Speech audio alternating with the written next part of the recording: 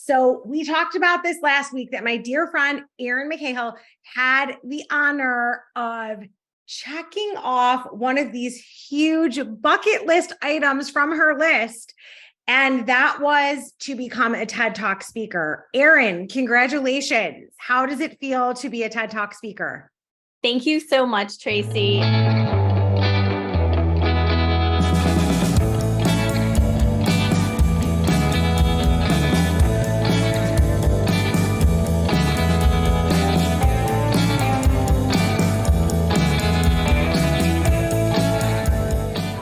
It is still surreal, and it's still hitting me that I had this incredible opportunity to have one of my goals and dreams come to fruition. It was an amazing experience that I had being able to share my TEDx talk out with the world. It came out just a couple of weeks ago. We had the event back in March, and it was just incredible. There's just so many words that to describe it, and the way that it all came together and where it was held was just amazing. And it shows you that in life's journey, the universe moves things around for you when you need it to. Oh, that's so true, right? Like it's just lined up everything. I remember I was with you when you were having the interviews as an applicant. And I just remember us jumping up and down like little kids, like, oh my God. So it's just I'm just like, I feel like I've been on this journey with you. And I really wanted to share because, we talk to people every day in our lives that have a goal, that have a big dream and vision. And sometimes they're afraid to share it. Mm-hmm. And this is like one of those things where I'm just so proud of you for, stating this goal and then sharing it with the world and doing all the hard work, doing everything it takes to make it possible. And I just think that there's such beauty in that. So I just really wanted you to know how proud I am of you. Well, I so appreciate it. And I can't believe this journey that we have been on, because you've been on this. And I stated this way back in January when we were at that retreat out in Southern New Jersey. And I put it out there and I told everyone, this is what I'm going to do. Then all of a sudden, everything shifted and moved. And I just happened to come across it. And the most interesting thing is that it was held in my hometown. The event right where I grew up.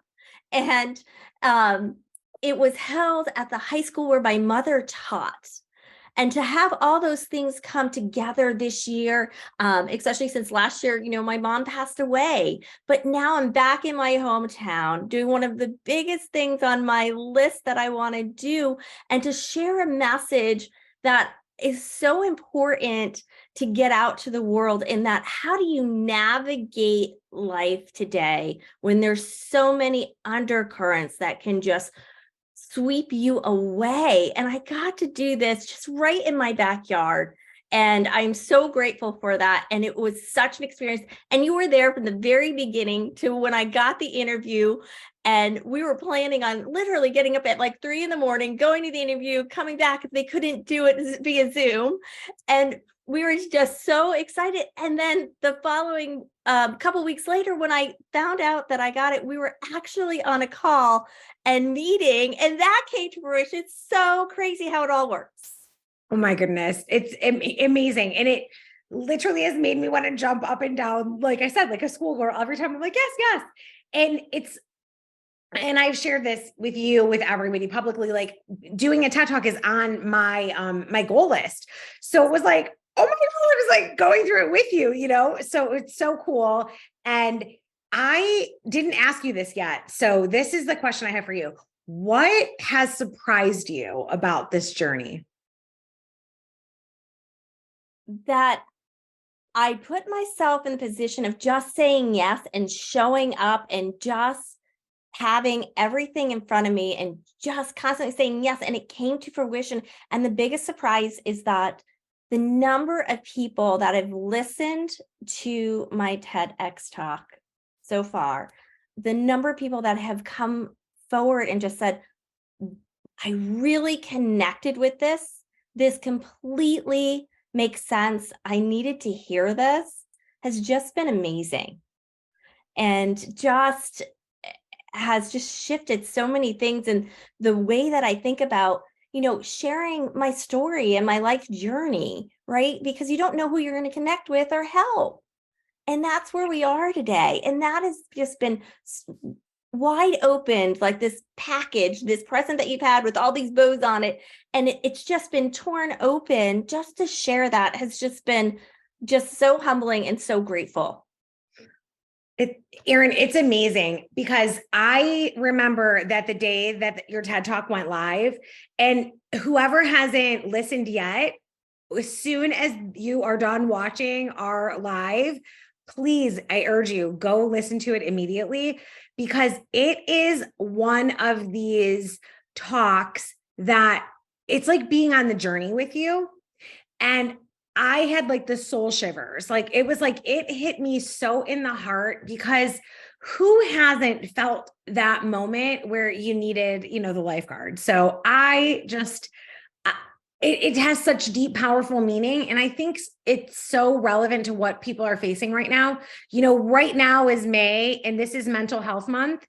And whether you're a mom, a teenager, a big kid that just lost a parent, you're in the middle of life where you're raising kids and taking care of your elderly parents, like everybody is going through something right now. Mm-hmm. And I think Mental Health Month needs to be in May, because there's so much always happening. And this TED Talk is so powerful in the way that it helps you connect with the fact that, even though we think, or maybe had been taught, that we need to do stuff alone, that you don't. And it's like reaching out, and in so much of your journey, it's like, even reaching out and asking for help. Like, it's like you're kind of always redoing the lessons. And I am right there with you, because so often we've been taught not to ask for help, like that you have to do stuff yourself. And I don't know why or where that came from, but I say, let's disintegrate it. And everybody type in the chat one person that you're going to ask for help, because your friends want to help you. Right. And you know what? We can't be ashamed of it. And it doesn't show a weakness in you, right? It actually shows a strength that you're comfortable enough to raise your hand and ask for help. But as you said, we were taught like we've got to do everything by ourselves. We can figure it out. And yes, you can do that, but you can also ask for help, which will just enhance what you're doing. And it's so important to do that. And isn't it so much more fun? Oh, it is. It is. Well, whether it's lining things up like quicker, because you don't have to spend as much time learning and making mistakes if you have a friend or even an acquaintance that's already done something that you want to achieve, they're happy to help, right? So the thing is that I think we're getting to the place and space here on planet Earth that, almost everything we want to do has been done, right? Yeah. And if you can't find somebody that has done it in your circle, someone in your circle knows someone that's done it. Mm-hmm. So it's so about that connection piece. And I just love that you bring that to the table in this story and in all your books and everything. Like, I just love this message so much. So can you share with everybody more of just your heart behind all of this? Yeah. So, life's journey has just been so interesting. And you know what? In my personal journey, I've had great experiences, not so great, and everything in between. And it's taken me so many years to really just understand why certain things happen over and over again. And I realized I wasn't listening to the lifeguard at all. I was ignoring the red flags, ignoring the signs, doing everything by myself. And I really realized that life is like the beach, right? There are waves that are going to knock you down, waves that are going to propel you forward and give you joy. And there's a lifeguard, but there's all these undercurrents that are going to pull you away from what you need to be focused and aligned on, which is your checkpoint, which is where my TED Talk talks and focuses on. And it takes you through my journey. And it's so important that we all get our footing and not get knocked off the ground anymore. It's been a rough several years for all of us out there, and we need to reconnect now to keep moving forward as a society. And if you ask for help, if you connect, you don't know who knows who's done different things or something you want to do. That's your dream. And you can do anything you want. And we've, I think, forgotten that. We've sort of closed up and we've sort of forgotten that. And it's time that we all just live life to the fullest and really just ask for help and go after those dreams and goals. It's like, amen, sister. I love that. Mm-hmm. And we can't do it alone. And that's the most important thing. No matter where you are in life, if you're a young adult, you're starting a second chapter in your life, you're a new graduate, right? Going off to college or going into the workforce, it's okay to ask for help. It's just going to enhance life. And that's a lesson I wish I learned so many years ago. And that's why I want to get that message out. We need to connect. We need to help each other, because by far you can accomplish more together versus alone. So who would you say that this message of yours is going to help the most? Like, who do we need to get it in front of? We really need to get this in front of everyone, honestly, because it is simple to understand. It's a different way to look at navigating life. It's a different way to figure out what you need to handle. How do you handle things that knock you down or things that pull you off your focus, your checkpoint, right? Your checkpoint, that's your inner core. It's who you are, your values. So we need to get this out to everyone, because everyone is struggling in different ways, right? So if we look at the younger generation, we had a lot of remote learning, right? So we lost that social connection and that growth there. We need to help them grow socially. We have new college grads out there, right? They're going to a workforce that is so different today, right? Then we have, people where I'm in life as well. Life is changing. Life has evolved. We have aging parents as well. We're dealing with things that we weren't prepared for. So it's really, we need everyone to listen to this message. And, I've had a lot of friends and family out there that, younger generation, older generation, it's connected with them in so many different ways, because the core piece here is these undercurrents that keep bubbling up and pulling people away, whether it's social media, right? It's this new technology that we have out there. It's, grieving. It's a change in, plans. It's a setback in your career, a setback in your education. It's all these things that are encompassing that really drift us off to where we need to be. And all this noise, we need to silence it. And the only way to do that is to ask for help. Oh, I love that, because it's true. I was just talking to a bunch of teenagers. I did a keynote the other day to a bunch of teenagers, and the one thing that they're afraid to tell their parents, because of course I asked that. Of course I said, what are you afraid to tell your parents? Because that's just very me. They said, I'm afraid to tell them that I don't know how to communicate. I feel awkward. Mm-hmm. They don't even know what to ask for or how to ask, because they're just like so they kept referring to it as this awkward moment. And then we unpacked that, and it, boiled it down to, it's a communication thing. So I had them practice. Do you want to come over and help me organize my bedroom? Like, just little things that you could ask a friend. That would be fun to spend time together. And they were like, wow, it was like really empowering.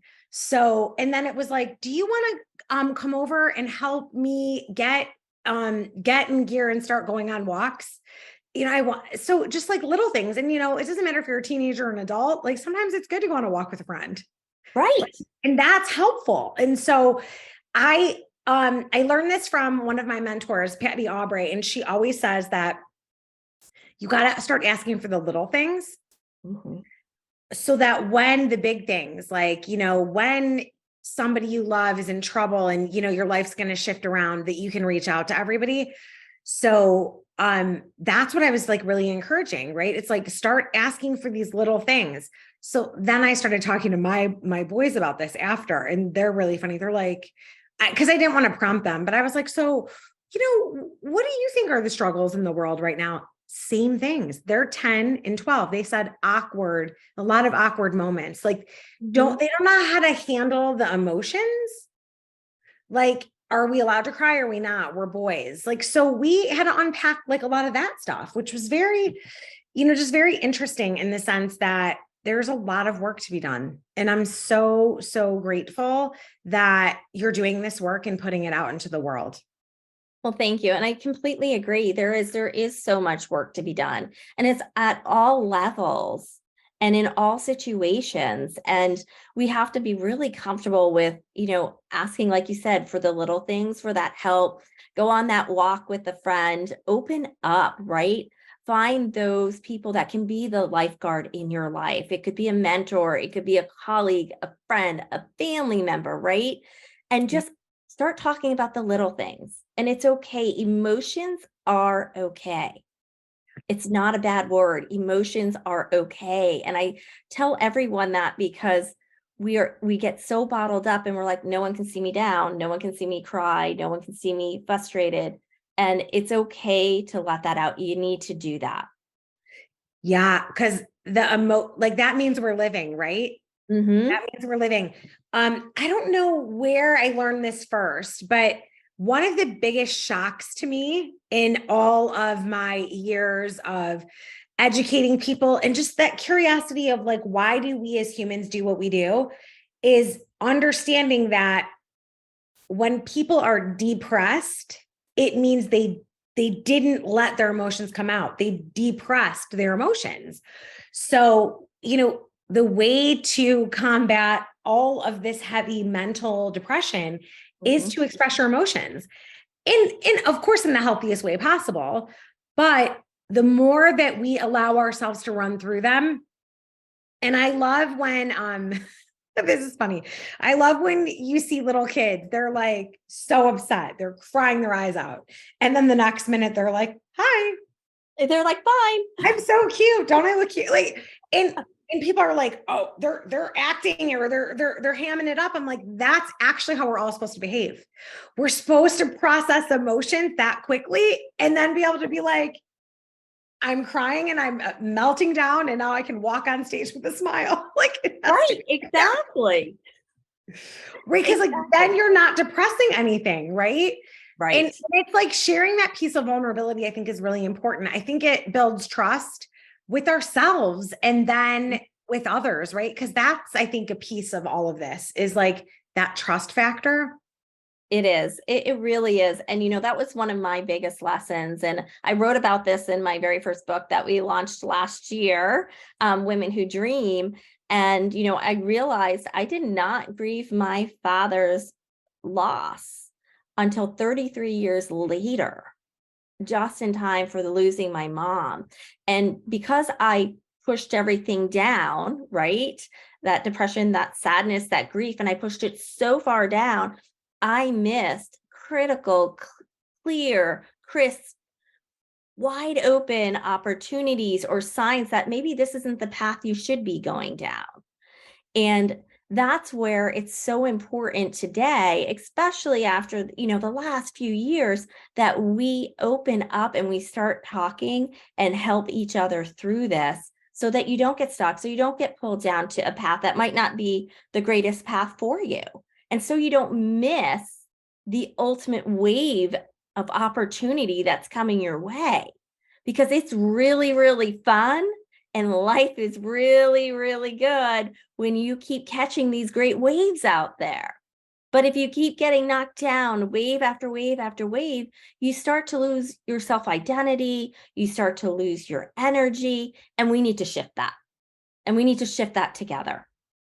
And I'm so grateful that this TEDx talk came out in the month of May because, as you said, it's Mental Awareness Month, and that's where we're at.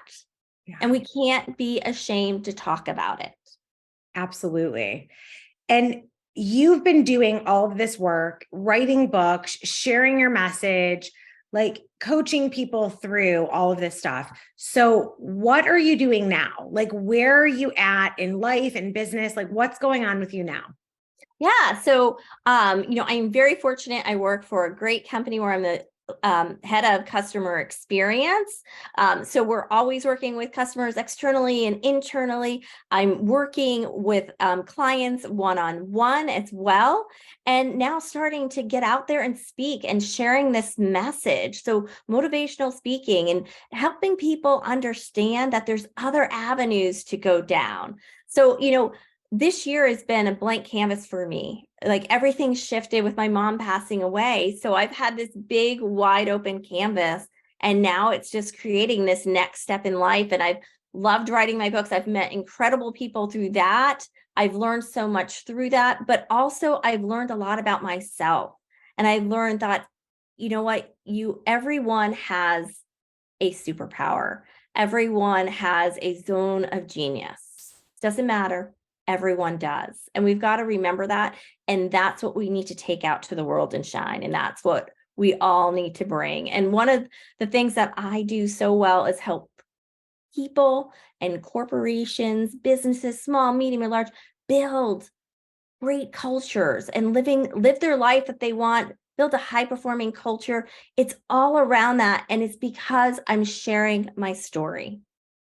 And I'm making it simple for people to understand. And it's important to connect with people. So that's my mission. And, it's just really to continue the legacy that my mom built with inspiring and giving people hope and making an impact. That is the legacy and track that I'm on. That's what I want to do. Erin, I love that. That's so beautiful. How can people get in touch with you? Right. So connect with me on social media. As well as my website, the McCahillgroup.com out there. And I would love to connect.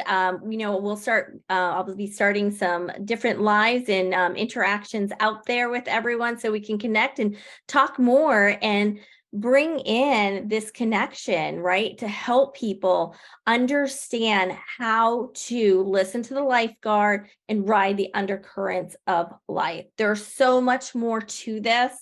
And more will be coming out so we can make it simple for all people in all areas of their life. Connect with other lifeguards in their life, but really understand how to manage those undercurrents and focus and be aligned with their checkpoint and what they need to be aligned with. Erin, I love that so much. We'll include the links to all of your stuff below this video. So I encourage everyone, reach out to Erin, check out the TED Talk. It's amazing. And and if you have questions, put them in the comments as well. And, maybe you can pop on and answer some. Absolutely. This is a conversation that needs to continue. It's definitely not a one talk thing. This is a conversation, just like you were saying, that just needs to be spoken, brought into the light. And there's so many people around us that we might not realize that need this conversation, like really need it right now. So, right. Absolutely. Thank you so much, Erin. We are so, so grateful to you for being here. And we'll include all of the links to all the amazing stuff that Erin's doing below. And thank you guys for joining us. And we will see you on the next one. Bye. Thank you. Bye.